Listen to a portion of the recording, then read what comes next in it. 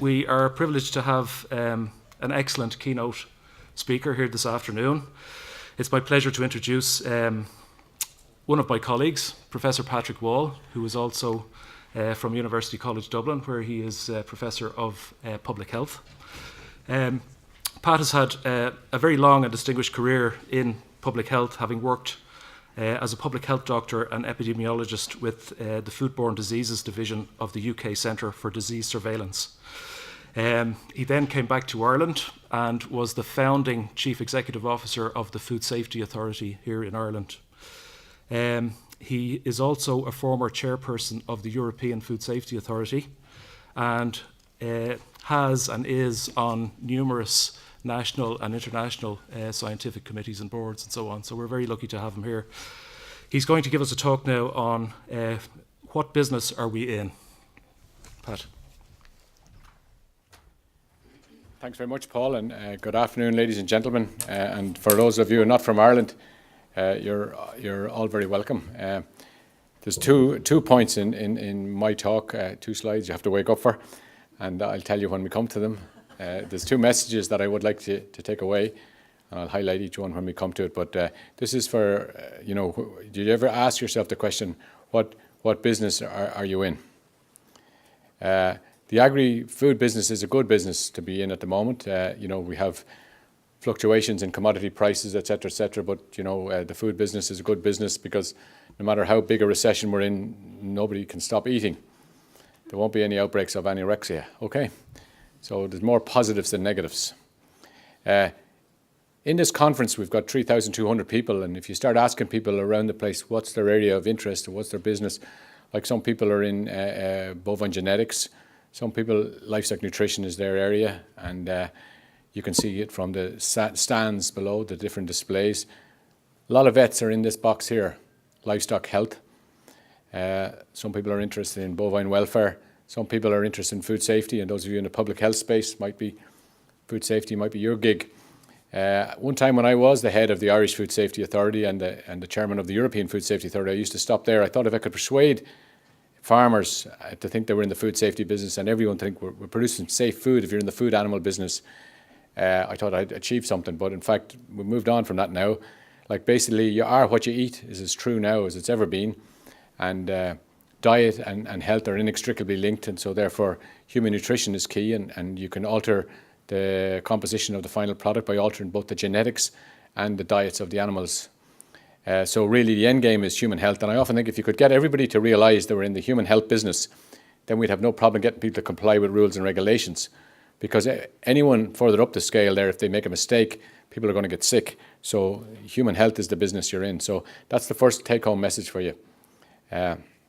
Somebody asks you what's your most valuable asset. It's a noble business to be in, because some people might say their farm, their stocks and shares, their investments or whatever, but really your most valuable asset is your health.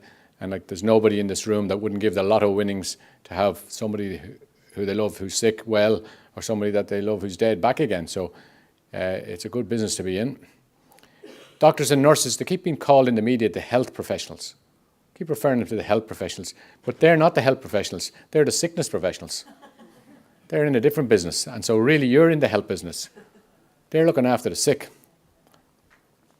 Genetics, we've made phenomenal strides in genetics and with genomic analysis, etc. We can breed animals now with different quality traits and disease-resistant traits and whatever, and so it's just we've made fantastic strides.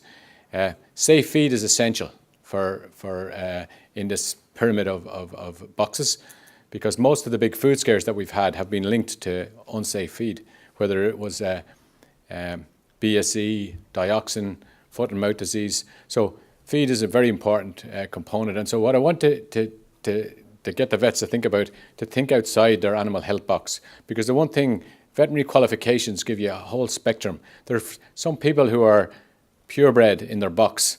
That's all they can talk about. They're one-trick ponies. But vets, from their education, span the whole food chain, and they can be comfortable anywhere on the pitch. And so, therefore, a veterinary qualification is like a springboard, and you can jump on it and go as high as you want. And so you don't have to be confined to one box. But safe feed is essential. But, food is globally distributed, and we've big challenges a ship of 50,000 tons comes in and you send your best student down there and say, take 10, 25 gram samples, come back and tell me we can offload the ship. Big challenge for us. Optimum nutrition is key for rumen function. And like the rumen, cow is like a metabolic athlete, and the rumen is like a brewery. And what you put into the rumen determines whether you get lager or beer or whatever you get out the other end. So we've heard the talks about sub-acute clinical acidosis, and they're finely chewed animal, and the higher merit animals are even more finely chewed. Optimum nutrition is essential for animal health. Now we're exploring different diets that will reduce the amount of emissions from the animal. And if you modify the diet, you can modify the milk and the meat composition. So this is a huge issue for us going forward. So basically, and finally, optimum nutrition for the animal is linked to human nutrition. And I'll expand on that a little bit, So basically, the positive thing is the future is looking good for the sector. Provided we can avoid adverse publicity associated with these four things. Food safety, a food scare can damage a whole sector. Animal welfare issues that are rising in some jurisdictions. Population is very sensitive to them. Nutrition and health, if the perception is that dairy products are bad for you or red meat is bad for you, well then a career as a beef or a dairy vet mightn't be that prosperous. And basically the whole issue about adverse environmental effects of large-scale operations. We need scale to be commercially viable, but there's a consequence and these have to be dealt with. Food safety, is about consumers' health, but food safety is a broader umbrella than that because consumer confidence is key as well. And if you have, you can see that in China, they had a melamine crisis related to infant formula in 2008. And no matter what the Chinese have done since 2008, they haven't been able to leave melamine behind. And now 65% of the infant formula on the domestic market is imported, finished product. And it's a big challenge for them to fix that, even though they're trying their damnedest to do it. We recovered from BSE and we recovered from dioxin and a few other things, but consumer confidence is a huge issue. And consumer interests, this is dealing with fraudulent labelling and misleading labelling and fraud, etc. So they all come under the food safety umbrella. Increasing ability of the analytical chemist. The analytical chemist now used to get to parts per billion. And 1 part per billion is like finding one person in China. But now they're down to parts per trillion and parts per quadrillion. The big challenge is to communicate to the public what does it mean if there's something at parts per billion in your food. It doesn't mean anything, but that's a fact. We have to deal with it. Forensic microbiology, now they can barcode the bacteria coming out of the patient's anal sphincter, find it in the food, track it down all the way back to the farm. And so there was a time you could export food, contaminated food, it'd never come back to you. But now it'll come back to you. And we started with pulse field gel electrophoresis, that was the actually standard. But now total genome sequencing is the standard. So really the guys that are involved in this are called disease detectives. The bugs can run, but they can't hide now. When is clean? Clean. Huge issue with biofilm forming bacteria that actually hide from disinfectants, and we have biocide resistance as well. So huge issue, and this is actually whether you're cleaning a food processing establishment or you're cleaning a milk and parlour. Just because it looks clean doesn't mean it's clean. It doesn't guarantee you that it's microbial clean. Food fraud is a huge issue. We thought the food traceability systems in the EU were robust, and while we had guys looking down microscopes and doing forensic microbiology and measuring at parts per trillion, we had truckloads of horse meat moving around the EU masquerading as beef. And so, this really raised a whole lot of issues with us because, the standard food inspection regimens, they monitor hygiene and temperature control. They don't do DNA sequencing. They're not geared up to look for fraud. And if you're actually trying to find fraud, you really need not food safety inspectors, you need actually the police to be involved in this because when greed is a phenomenally good motivator, and this was a pan-European fraud. These are the frozen blocks of beef trim. And interestingly, if you thawed the blocks, you'd know that you can see that they're not beef trim. So basically, the thing was they never thawed the blocks because they were making burgers out of them. And if you thawed them, you'd lose the juice and you'd lose weight. So they just, they brought them down to about -3 from -18 up to -3. And so therefore, they were still glazed over so they couldn't see what was in it. So once you thawed them, you could see that this isn't actually beef trimmings, In fact, actually, it was interesting that I showed that picture in China and they couldn't understand that what was all the fuss over. What's all the fuss over? That's good quality muscle there as against beef trim. That's a better deal you're getting there. And I said, well, I said, in some member states, I said, a horse is considered a companion animal and not a food animal. That's why people would get upset. It'd be like asking a Chinese man to eat a cat. And this fellow said, why would you eat cat? No meat on cat. But basically, this picture was one of the operators thawed out a box by mistake and discovered that it wasn't actually what it was supposed to be, contacted the shippers, and they checked it and found out it was horse, but they told nobody. And so the question, one of the lessons from this, which would, if that company had have told the regulators, what would have happened? They didn't tell the regulators because they'd draw the regulators down on top of them. Did they tell the meat industry lobby groups so that at least people could share the information? No, there was something untoward going on. No, they didn't. And so this is a question here as an early warning. Would industry share the results of their own audits and private testing to each other and with the regulators? It's a question there, just it didn't happen in this case anyway. Then we had, shortly after that, with all the DNA testing that we're doing in the UK and in Ireland, in the following 12 months, we found lamb kebabs that had everything in them bar lamb. And so that actually set us back. We were in the process of modernising meat inspection. And basically, you know, instead of having a permanent presence in abattoirs, like we don't have a permanent presence in pharmaceutical companies or in companies making medical devices. And yet if they make a mistake, people are going to die too. So, but we were on track to do we'd done a risk assessment with EFSA on modernisation of meat inspection, but basically the conclusion after the scandals were that, well, this industry is not an industry to be trusted. And so will we see a dramatic modernisation of meat inspection? In the short term, the answer is no. Staff, trained staff are your greatest asset. Untrained staff or dishonest staff are your greatest liability. And so there was a lot of lessons in this fraudulent practice. Food chain, we've naively convinced the consumer that the consumers that the food chain is a straight line.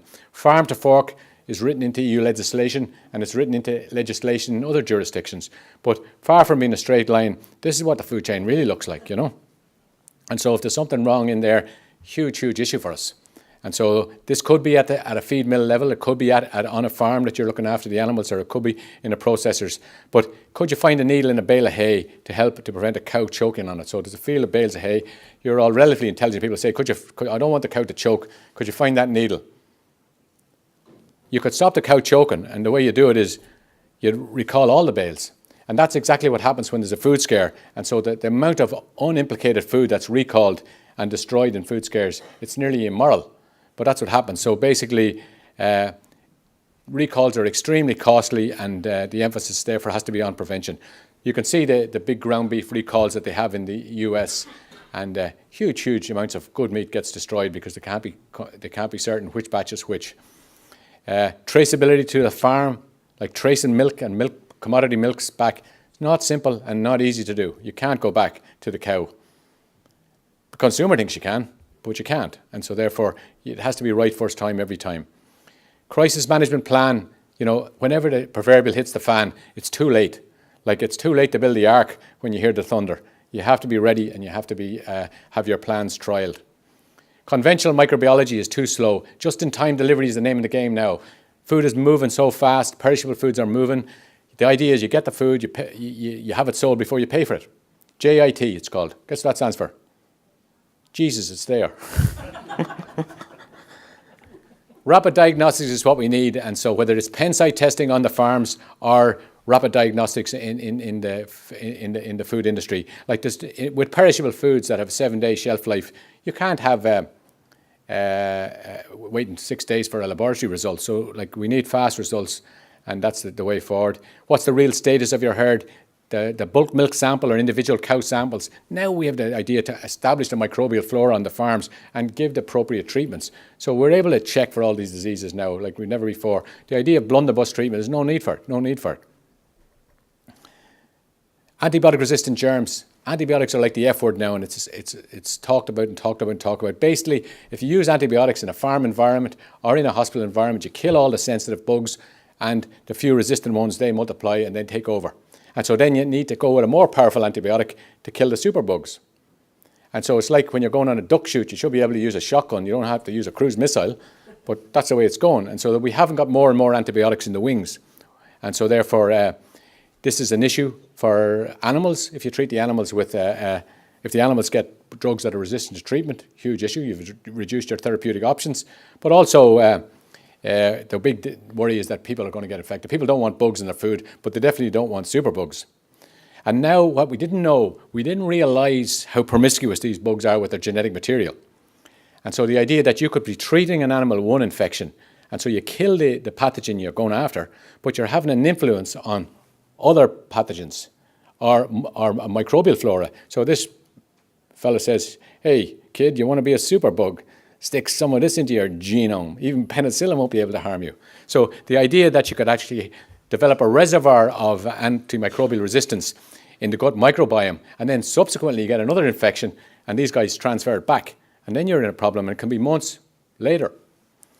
Antibiotic residues in beef, superbug on dairy farm. This superbug's bigger than cancer. So the policy and industry response is often in proportion to the media coverage rather than the risk to public health. And this is the way it is. And so we can't say, it's the doctors, it's their fault. It's their fault too. They can take the credit for syphilis and gonorrhea and a few more things that we can't blame vets on. But anyway, this is what's happening. And the train has left the station, so we have to react. And so this is the sort of publicity that was going on in the land of the free and the home of the brave with chicken. And so McDonald's reacted. They're saying, we're going antibiotic free on chicken. Get me off drugs. This is the hogs, as they call them in the US of A.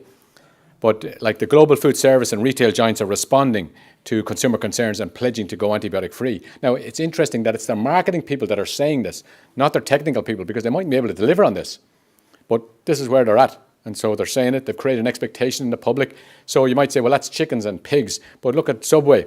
Subway is chickens at the end of this year. Turkeys, going to take 3 years. And beef and pork, no antibiotics at all. Antibiotic free, no antibiotics at all by 2025. And that's Chick-fil-A, the bottom one, no antibiotics ever commitment. Never used in the production. Not no antibiotic residues. Residues aren't the issue at all. Public tend to think about residues. But it's not residues. If you find residues in the product, that means that antibiotics are inappropriate use. It's never going to get to the stage that, they find 4 parts per million of oxytet in your pork chops. You're never going to go to the GP with a sore throat and you say, take 3 rashers 4 times a day for a week. You'll not be bothering. The residues are it's antibiotic-resistant bugs are the issue. So antibiotics are about assisting good husbandry, not replacing it. But the whole thing, people are obsessed with the antibiotic-resistant germs. Basically, people don't want to get poisoned by anything. So there's no good saying, my granny died from food poisoning. Thank God it was a sensitive bug that killed her. So the idea, rather than focusing on getting rid of antibiotic-resistant germs, if we actually get rid of the zoonotic pathogens full stop, we won't need to use the antibiotics. The best way to use less antibiotics is to have less disease. So you need to breed animals that are more robust, and you need to have better diets and better immune systems, and you need better vaccination programs, and you need to focus on herd health. So if you have less disease, you'll need less antibiotics. Trade disrupting diseases are a huge issue for us, huge issue for us, and they cause consumer scares, consumer anxiety, whether it's foot and mouth or blue tongue or whatever, or avian influenza, you name it. And now the disease detectives can use the forensic microbiology to map the bugs, and you could see in this blue tongue outbreak the way they tracked where it had come from by looking at the gene sequences. So animal welfare, this is Temple Grandin. Animal welfare is a huge issue, and Temple Grandin does a lot of good work, fair play to her. She designed a lairage up in Ireland in Clonus, and she gave a talk to the farmers up there, and it was fantastic. But it's interesting that I was telling James O'Keefe about this earlier on at lunchtime there. I was talking in the States recently about the influence of the social media on consumer perceptions and consumer consumption patterns, and I was trying to talk from a veterinary standpoint. Like, we're addressing consumer concerns, and we have optimum husbandry practice, and the animals are humanely slaughtered. This one put up her hand and said, you can't use humanely slaughtered, those 2 words in the one sentence. That's an oxymoron. Humane is about caring and empathy, and slaughter is about killing something. So, you have to be so careful. And I just said, look, I take your point, because you couldn't just argue with people. They're coming from a different place. And so we tolerate a level of cruelty because we've got kind of customized to it. I mean, Temple Grandin designed a pig factory in the States where the pigs didn't squeal. And I remember I started work as a vet in Cavan in Ireland, and there was a McCarn's pig factory was next door, and there was pigs squealing the whole time, and I thought, the factory's busy. And it never entered my head, and I was a vet, that these pigs are squealing because they're distressed. Our factory, they didn't squeal. There's a huge disconnect between urban consumer and modern agriculture. And you might say, why am I telling vets this? Because vets bridge the whole thing. And unless we actually can address this somehow, we're going to get bigger issues. And people will, like, this is an interesting point.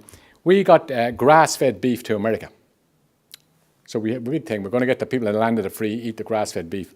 And we had a thing called a beef hackathon, it was called, where we got Intel, Google, and ABP, which is a big beef processor. We got all the students in together. We wanted to make, over a weekend, projects. The best project that involved IT that would support the food industry. And so there was all kinds of traceability projects. There was projects about measuring tenderness, everything. Fantastic. 24 hours a day for 3 days, and then the best project came up, and we judged them. There was 10,000 for the winner. But one of the project was a cue card on the menu. And basically, the cue card was on the menu, and you could zap this cue card. So you look at the menu in the US, and there'd be Argentinian Angus, Texas ribeye, Hereford Prime, and grass-fed Irish, and there's a little cue card. You put your phone against it, and it brought you the little video in Ireland of the cows in the fields running around, And, oh, Jesus, it looked brilliant. So I thought, this is brilliant. Bombed. People were in the restaurant. They looked down, all the steaks, they're ready to get stuck into big 22-ouncer. And the next thing to see all these little animals, I'm going for the vegetarian option. Some animal has to die for me to have my steak. So this is actually Rosanna Davidson. She's Miss World, and lots of people like to look like her. But she's actually promoting, she's a nutritionist, but also an animal welfare person. And she has millions of hits on her blogs, millions. So like these are the consumers of the future. So as vets, you say, well, what's this? Well, if nobody's eating meat, there's no need for large animal vets. This is, you could go to another talk, and they're going to talk about food conversion efficiency that's on simultaneously with this one about, but some people think this is great, and other people say this is factory farming. And like when you have bull beef, they're in a dark shed, an electric wire over them to stop them riding each other. And you say, is this actually optimum production systems? Do we really want to eat meat this way? We used to have 30 months, at least they had a little bit of a life, and bang, 16 months, now we're going to get them ready to eat in 12 months, We'll be eating bull calves next. But you just have to realize how a non-urban or a non-rural person takes this, This is top-class beef genetics, or is it a man-made monster? I was at a show in Belgium. I just couldn't get over the size of the animals. They're massive, and double muscling out. And you might say this is a great bull. But there are some people think that a cow that can't have a normal delivery, that has to have a cesarean section every time she delivers, that's a welfare issue. Whereas for us, that's normal. So I'm just highlighting this stuff that you have to be I don't know how to package this in a more pleasant way for the non-rural person. But like a cow that can't have a calf itself, is there something wrong? And if this is the daddy, you can understand why you can't have the calf itself. On the dairy side, zero grazing. We need to have large scale, efficient production, and there's sessions here they'll talk about this and how to optimize the take off the grass. Other people call this factory farming, Cull cows and animal welfare, like some cows, they're burnt out, blue cows, and it's a huge issue. And you have to be so careful now because the smallest video, your ordinary camera can take network quality videos, and you can have a picture of a cow with obturator paralysis and a front end loader lifting her up and down. You could make a horror movie out of it, and you could switch people off milk and dairy products. This is where you want your milk to come from. And so you have to be so careful. Social media now, we're living in a climate when you just press send, and truth or lies, millions of people will know in seconds. Like food is globally distributed, but so is the media. The conventional media feeds off the social media and vice versa without time for validation. The producers and the journalist says that, fill that space with something. They want new news every 15 minutes. Like scientists, if you ask them a question, say, well, give me a grant and I'll come back to you in 3 years with an answer. He says, no, I need something in 15 minutes because we're going live. And so sometimes for the journalists, it's more important to be first with the story than to be 100% correct. And so brands and reputations take years to build, can be wrecked in 24 hours globally. If a picture paints 1,000 words, what could a YouTube clip do? This is Jamie Oliver. This was in 2012. He had a 7-minute YouTube clip, and he talked about pink slime, and like he killed the whole industry. The lean, finely textured beef industry was perfectly legal, but all the food service outlets had to come out and say, we don't use that.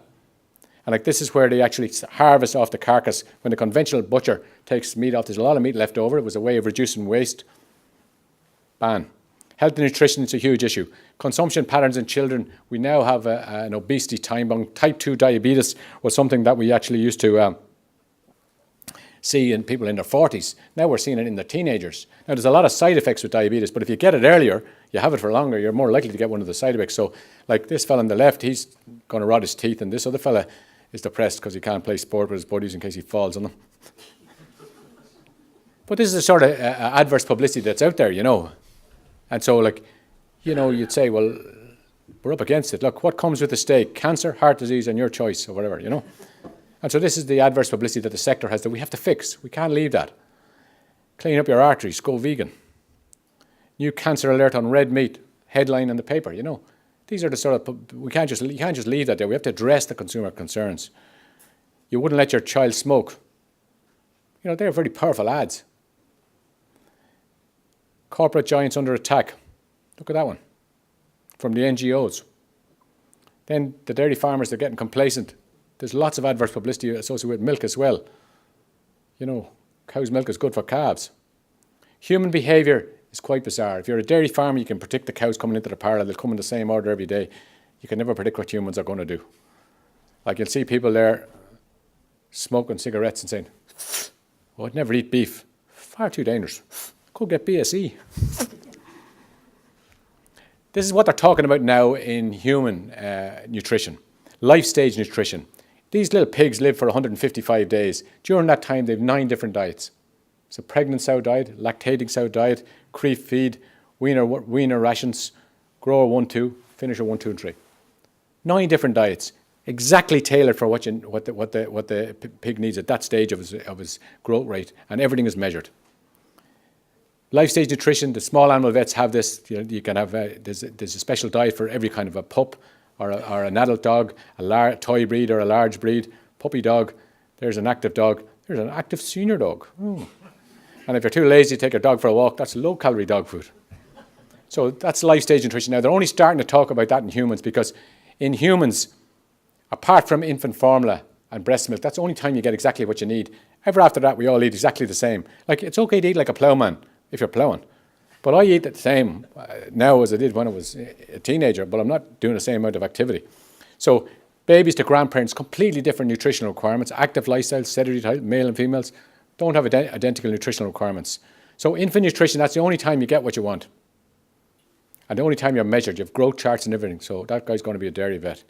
This guy, toddlers, they're really, and you know from your own kids how quickly they grow. It's unbelievable the speed they're growing. So they're all have different nutritional requirements. Young girl growing up there. This fella here says, so the consumption patterns in kids are established when they're small. And if kids don't start eating dairy products or don't start eating meat, they won't when they're older. And teenagers like going through puberty, they have completely different nutritional requirements. Creative marketing. We need to market like the way junk food is marketed to kids. We need to be much more creative how we market our products to kids. And so like this is a campaign they had in Australia, a very successful campaign to make eating meat a trendy thing to do. Now, this is a lovely picture, isn't it?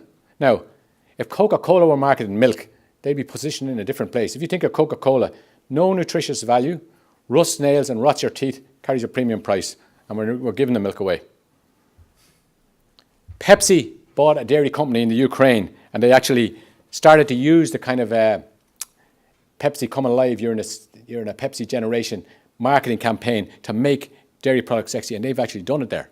So they've made milk something that everyone wants to be at, you know. This is in Korea and Japan, Einstein milk. If you want your kid to be a genius, you want to give it this milk. It's the real deal. The thing that consumers worry about are not the things that damage their health often, you know. Sedentary middle age, bone mass, key determinant of fracture risk. We don't need more orthopedic surgeons. We need people to deal with the osteoporosis by proper diet. Old age can be a great time. Can be a great time if you're healthy.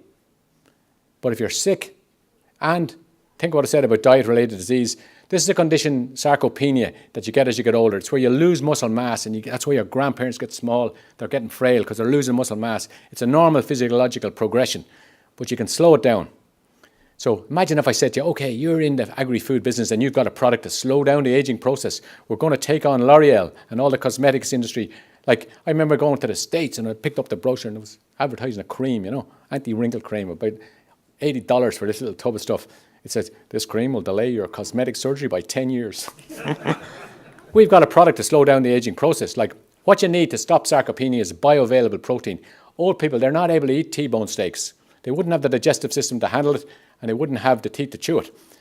Whereas whey, from a byproduct of cheese used to be the valuable bit, and whey was the cheap bit. But now, the whey is more valuable than the cheese. We used to give it to weaner pigs because of its anabolic effect. Now we put it in sports nutrition products. There you are, whey. That's me with my shirt off, in case you wouldn't recognize me. But this is nutrition for athletes, where you're actually giving them exactly what they need, fueling your body for optimum performance. Now, that's the way athletes think, but all of us should think like that. As a doctor now, I am amazed, because I'm a doctor as well as a vet, I'm amazed at people coming into us, and when they get a diagnosis of an illness, they start worrying about their health then and worried about their diet. I mean, in our cardiac rehab clinic, people regularly come in and say, Doctor, I'm walking up to 5 miles a day now since I got the bypass. And you feel like saying, if you had walked 1 mile a day before it, you mightn't have needed it, for some of them. So, like, people need to think about what they're eating, Nutrition in the elderly. This is where it's at now. So the food companies are looking at the science of infant formula and the science of sports nutrition and saying, like the elderly people, let's slow down. Who the hell wants to get old? Is there anyone in the audience who wants to get old? Put up your hand. Nobody wants to get old, but you could actually keep yourself young by eating a proper diet. Old age is all in the mind, she says. She's on the beef. So this is actually, you can actually combat sarcopenia with whey protein, egg proteins, and with lean meat. This is what they're saying. 60 is the new 30. Everything that you could do in your 30, you can now do in your 60. And 90 is the new 60. That's the mantra now. So the dairy industry versus the beef industry. The dairy industry is an ingredients industry. It's not a milk and cheese industry. And so it's casein, whey, lactose, lactoalbumin. They talk about milk mining, bioactive ingredients. Like, there's a whole range of things. But the dairy industry is an ingredient industry. The beef industry is primal cuts, mince, offal and hide, say, And so this is the meat industry, So the meat industry is now looking at, could the meat industry plant where the dairy sector is ploughing? And could we extract something from meat that would feed into the sports nutrition sector and the nutrition of the elderly sector? And now we have it.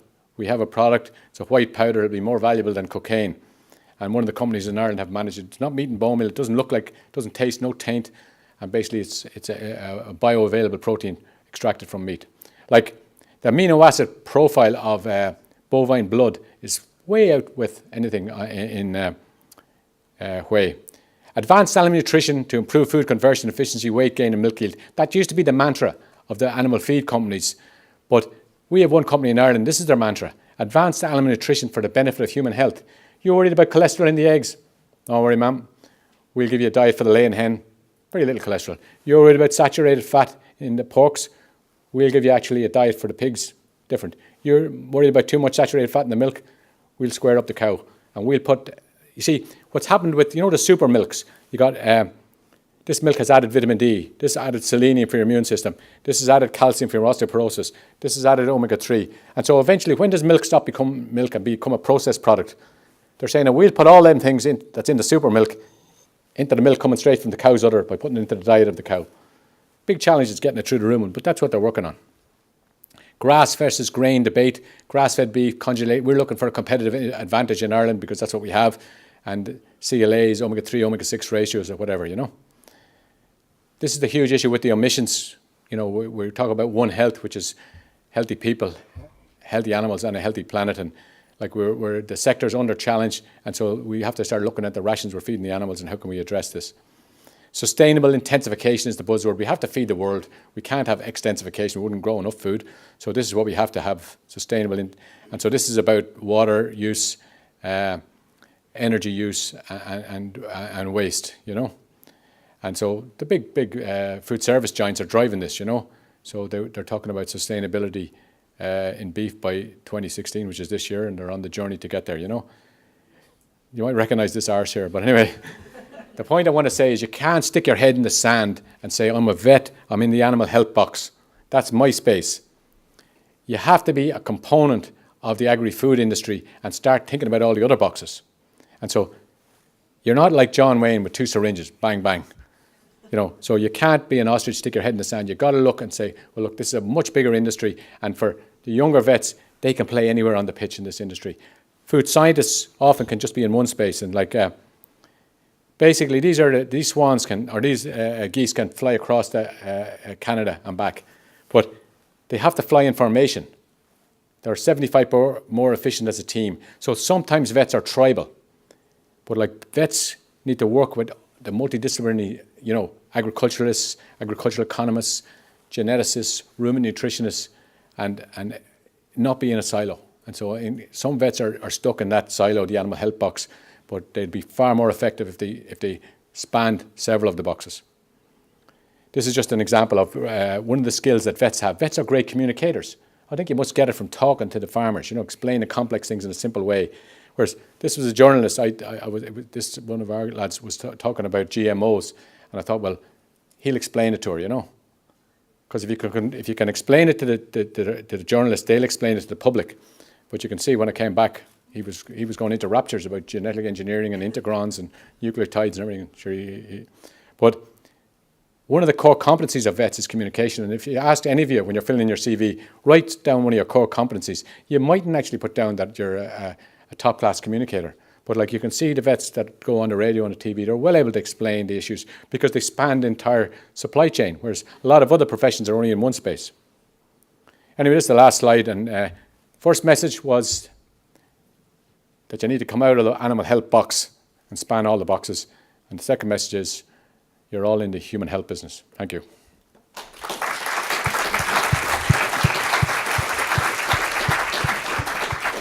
Excellent. Thank you, Paddy, for a very interesting and insightful talk. Have we any questions?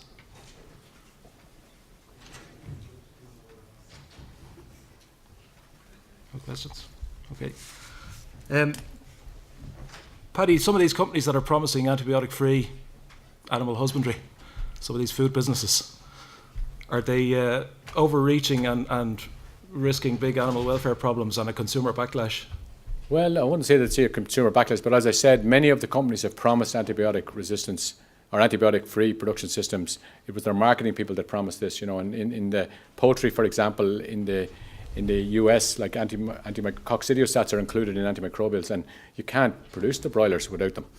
And so they'll have to roll back a little bit, but they're creating the expectation. But look, the thing is that we can use a lot less than we're currently using. We can, and so therefore, the point I made was that antibiotics aren't an excuse for poor husbandry practices, and basically the whole idea of calf health there. If you get the calves, firstly, if they're genetically tough, and we have when you're breeding animals now, we used to be breeding cows on milk yield and fertility and lameness, but now we can pick other traits.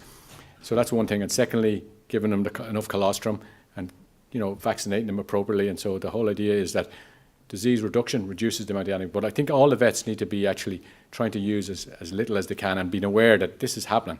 So we have to do it. And I think actually the poultry companies and the pig companies are now developing antibiotic stewardship policies where they actually have a strategy to reduce. So they're demonstrating to the retailers and the food service that we're on the road to reduce the antibiotics, and that'll keep everyone happy because we're using less and less and less and less. But the bovines, you can see there what Subway said, there are going to be no antibiotics in bovines. So you're going to milkshake in Subways in 2025. Will that cow have got mastitis treatment, or will that cow have got dry cow? How the hell are they going to manage? I don't know. But basically, we've got to actually be seen to be actually reducing the amount of antibiotics we're using. And then you could explain the residual bit that you're using, the therapeutic bit, to the consumer, because they wouldn't want animals to suffer, Yes? Explain what's going on with CLA in milk. Well, conjugated linoleic acid is actually comes from the grass. So grass-fed milk has a higher amount in it. Now, So is that why they're promoting the grass-fed? yeah. So it's anti-cancer. Now, the thing is it dramatically different Is it going to guarantee you don't get cancer? No. But like there's a positive spin on it. And so a bit of it is actually looking for a point of differentiation. And so like it's a combination of factors. In Ireland, we have the cattle out for most of the year. So we're trying to say, well, what makes us different from other countries? And so if CLA gives us a little edge to move from being a commodity product to a premium product, we'll take it. Thanks very much, you know. Does the science stack up? Science is a bit lukewarm, but that wouldn't stop us from marketing it, you know. What's the product you often beef? There's ABP have it. It's extracted.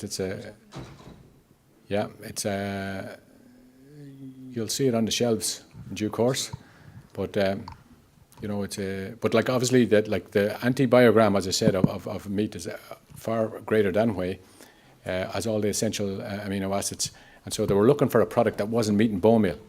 So this is just a powder that'll be added into. You'll see a tub with Arnie Schwarzenegger on the front or me, and it'll be a beef-derived protein rather than a whey-derived protein. So we're continuing on with that research at the moment. DCU and UCD are doing it. But it's looking good, Paddy,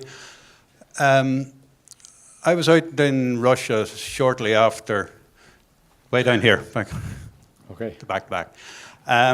They had a whole program going with bacteriophages for, they had no pharmaceutical industry, and they relied on bacteriophages for a lot of the control of diseases. And as far as I know, the Westerners went in and they bought up the bacteriophages. And they haven't been seen since in the last 20 years. Yeah. Do you know what happened to all the bacteriophages? Do I know what happened to them? Yeah. Well, I suppose the pharmaceutical agencies or pharmaceutical companies, some of them bought them to just stop them. But they never developed them. They just well, disappeared. I'd say they'll be revisited now in the light of what I've highlighted to you. Like there is one Listeria bacteriophage that's used, and it's used for, you can spray it in the environment of processing facilities, cheese plants, cooked meat plants, etc., as a processing aid. So no, you've got a point. Like we just have to look for, that'll be another tool in our armoury. Now, the way we communicate that to the public will be challenging. Like we're adding a virus to the food to kill, you know, or to the animal. So we'll have to communicate that in a way it's biological control or something. It's like the farm fish have sea lice on them, and now they have actually other fish in the tanks that are eating off the sea lice. You know, so like we're looking for instead of using anthelmintics like ivermectin, now we have these little fish that go around and clean up the other fish. You know. Scratch me back there, you know. So like, no, bacteriophage, they'll be like needs must. And so I think the opportunities we'll have to look for alternative approaches because firstly, we don't have heaps of antibiotics in the pipeline. And secondly, if the volume of public opinion is that they want antibiotic-free products, and like, it's a thin line that we're walking. You know, you can upset people,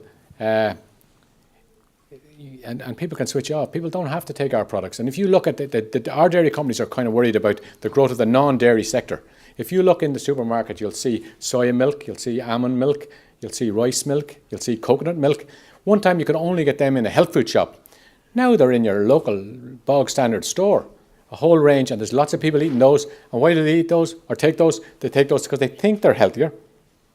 So the perception is they're healthier, and they're about 4 times the price. So like, where do we go wrong?